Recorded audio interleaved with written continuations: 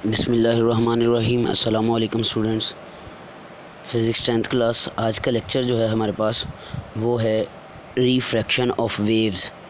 आज हम सीखेंगे कि हमारे पास जो है वेव्स की रिफ्रैक्शन कैसे होती है। बच्चे, एक सीक्वेंस में हमारे पास जो है रिपल टैंक को हमने डिस्कस किया, फिर हमने रिफ्लेक्शन को डिस्कस किया, और आज हमारा तीसरा टॉपिक जो है, तीसरा कह लें कि इसमें रिपल टैंक के में ही रिफ्रैक्शन ऑफ वेव्स को हम सीखेंगे कि रिफ्रैक्शन ऑफ वेव्स क्या होती हैं, मतलब वेव्स कैसे रिफ्रैक्ट होती हैं। पहला हमने पढ़ा था रिफ्लेक्ट, REFLECTION, रिफ्लेक्शन। आज हमने पढ़ना रिफ्रैक्शन, REFRACTION। रिफ्रैक्शन और रिफ्लेक्शन में फ़र्क है। रिफ्लेक्शन जो है, कल हमने पढ़ा कि रिफ्लेक्शन क्या होती है कि मुनक्स हो जाना, bounce back to the same medium, wave का एक मीडियम पे आके टकराना और उससे वापस पहले मीडियम में ही सेम मीडियम में वापस चले जाना, इसको बोलते हैं हम रिफ्लेक्शन।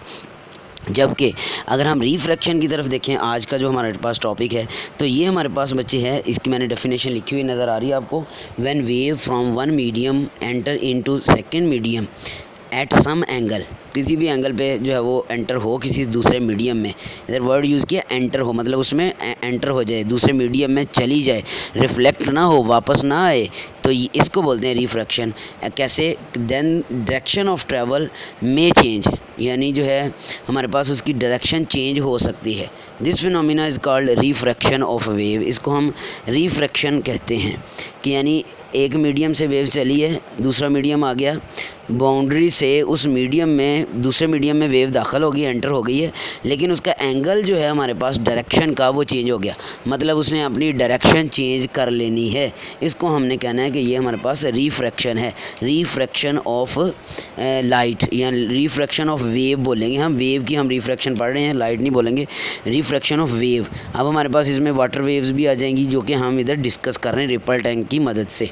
तो एक्सप्लेनेशन में चलते हैं। अब हमने क्या करना है, रिपल टैंक की हमारे पास, रिपल टैंक की मदद से हमने ये रिफ्रैक्शन का फिनोमिना भी देखना है। रिफ्रैक्शन में हमने जो है रिपल टैंक के अंदर जो है एक ब्लॉक जो है वो सबमर्ज कर देना, मतलब उसको डुबो देना है। ऐसे डुबोना है कि depth of the water in the tank will be shallower over the block then elsewhere, मतलब ऐसे डूबा हुआ होना चाहिए हमारे पास कि कुछ हिस्सा उसका बाहर, या समझ लें कुछ जो है वो अंदर, या ये समझ लें कि कुछ हिस्सा उसका डीप में होना चाहिए और कुछ हिस्सा जो है वो कम डीप डेप्थ में होना चाहिए। शैलोअर मीन जो है वो बोलते हैं हम जो है गहराई, कम गहराई को, जिधर हमारे पास ज़्यादा गहराई नहीं होती, गहरा कम होता है, उसको हम बोलते हैं शैलोअर होना। सो इसमें क्या चेंज होता है हमारे पास, गौर से बच्चे ये याद रख लेनी है चेंजेस, यही इसके मेन पॉइंट्स हैं।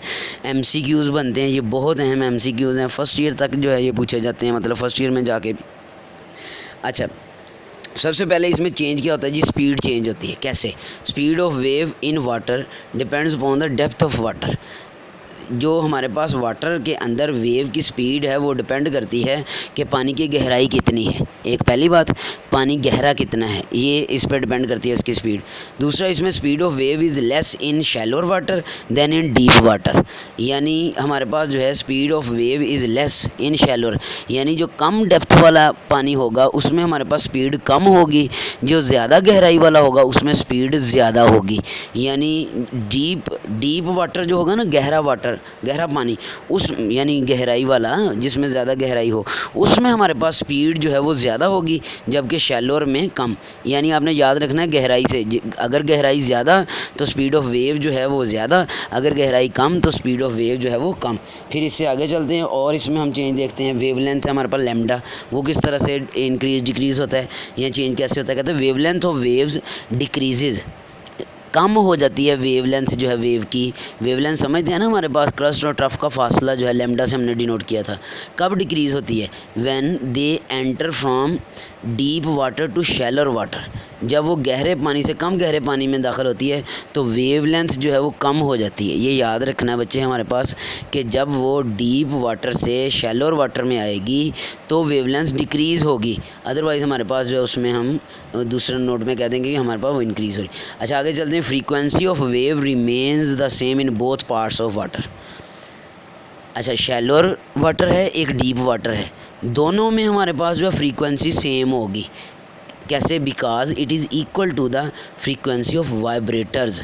ये फ्रीक्वेंसी हमारे पास वेव की हमारे पास जो है वो मीडियम में नहीं होगी या डीप या शैलो होने से नहीं होगी। फ्रीक्वेंसी का ताल्लुक जो है बच्चे वो वाइब्रेटर से है, यानी हमारे पास जो वाइब्रेटर है जिससे हम उसको वेव्स को प्रोड्यूस करवा रहे हैं, लकड़ी का ब्लॉक जो पानी की सतह को टच कर रहा था, रिपल टैंक में हमने पढ़ा है पीछे सेकंड लास्ट लेक्चर में, तो वो हमारे पास जो वाइब्रेट कर रहा है, ये वही वाइब्रेशन जो है इधर हो रही है, उन्हीं वाइब्रेशन से इसकी फ्रीक्वेंसी जो है वो मुख्तस की हुई है। अब इसकी फ्रीक्वेंसी चेंज नहीं होनी, चेंज क्या होना है? स्पीड ने चेंज होना है और वेवलेंथ ने चेंज होना है। स्पीड ने किधर कम होना है? जिधर कम गहरा पानी कम, जिधर गहराई ज़्यादा उधर स्पीड ज़्यादा। फिर वेवलेंथ भी इसी तरह से डिक्रीज़ हो जाएगी जब हम क्या होंगे, deep water to shallower water enter होंगे। सो आगे चलते हैं जी। इसमें हमारे पास refraction of wave depend upon angle of wave front. Refraction जो है हमारे पास ये किस पे डिपेंड कर रही है? एंगल ऑफ वेव फ्रंट पे। वेव फ्रंट पे कैसे डिपेंड कर रही है?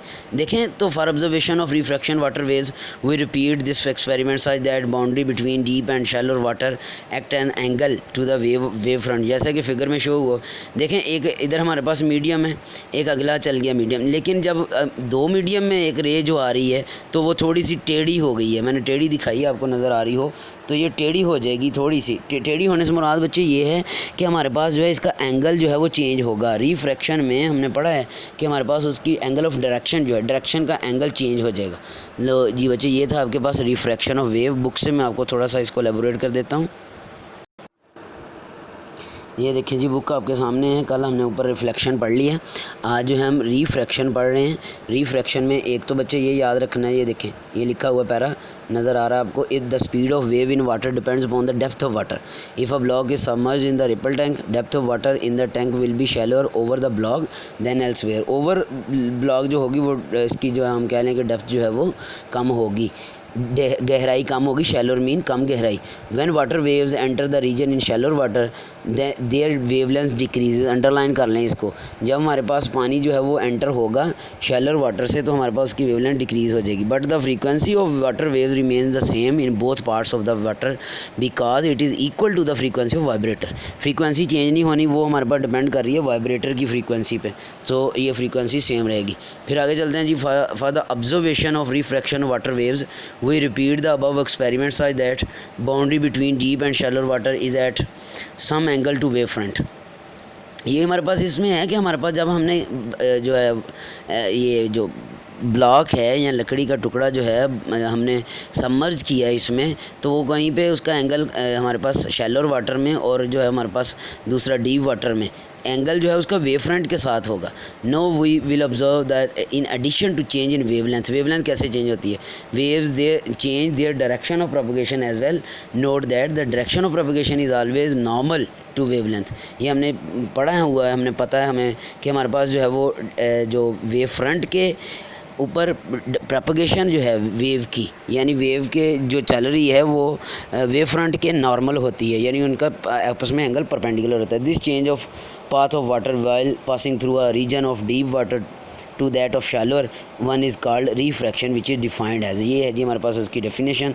When a wave travel from one medium enter into the second medium, तो क्या होगा, इस खास एंगल पे जो है वो अपनी डायरेक्शन को चेंज कर लेगी। इसको हम बोलते हैं, जब वो एंटर हो जाएगी इसको हम बोलते हैं जी रिफ्रैक्शन ऑफ वेव। इधर तक बच्चे ये रिफ्रैक्शन आपने इसको याद रखना है। अगला हमारा टॉपिक होगा डायफ्रैक्शन, लास्ट टॉपिक जो होगा। फिगर देख लें ज़रा, एक तो ये फिगर बनी हुई है, इसमें देखें ज़रा, ये देखो एरो शो किया हुआ। जैसे हम दूसरे, ये डीप वाटर है, एक थोड़ा नज़र आ रहा है आपको, एक शैलो वाटर नज़र आ रहा है। जहाँ ज़्यादा ब्लू किया हुआ ना, गहरा ब्लू किया हुआ उसने, डार्क ब्लू कह लें, गहरा ब्लू किया हुआ है, उधर गहरा नीला जो है उधर हमारे पास वो डीप वाटर है। जबकि हमारे पास जो है दूसरा हल्का नीला जो है वो हमारे पास शैलोर वाटर है। अब देखो एरो जो है वो शो हुआ है, पहले तो वो सीधा नॉर्मल आ रहा था, लेकिन जैसे ही वो कम जो है वो गहरे पानी में आया, यानी इसमें कलर जो है हमारे पास ब्लू जो है वो हल्का है, इधर आया तो हमारे पास ये क्या हो गया, बेंड हो गया, इसकी डायरेक्शन चेंज होगी। इंसिडेंट एंगल, रिफ्रैक्शन एंगल, इधर हम रिफ्रैक्टेड एंगल बोलेंगे, आर से ही इसको डिनोट कर देंगे। तो ये है जी बच्चे हमारे पास रिफ्रैक्शन ऑफ वाटर। ये फिगर आपको बनानी आनी चाहिए। इसमें इसको भी देख लें, ये फिगर क्या है, इसमें शैलोर वाटर दिखाया हुआ है। फिर देखो ना, ऊपर हल्का नीला और नीचे गहरा नीला है, यानी जिधर हमारे पास शैलोर वाटर कम गहराई है उधर शैलो, और जिधर गहरा पानी है उधर हमारे पास डीप वाटर है। सो ये है जी हमारे पास रिपल टैंक के अंदर हमने रखा boundary between deep and shallower water. Straight wave generator है हमारे पास इसमें। ये नीचे वाला जो है दरमियान में बाउंड्री है उनके लगी हुई डीप और शैलोर वाटर में। लो जी, ये बच्चे हमारे पास होगी रिफ्रैक्शन क्लियर। इसको अच्छी तरह से आप तैयार रखें, जैसे मैंने जो है वो आपको नोट से तैयार करवाया वैसे आपने याद कर लेना इसको अच्छी तरह से। कल हम जो है वो लास्ट टॉपिक इस चैप्टर का पढ़ेंगे, डायफ्रैक्शन ऑफ वेव्स। कल तक के लिए अपना ख्याल रखिएगा बच्चे, खुदा हाफिज़, शुक्रिया।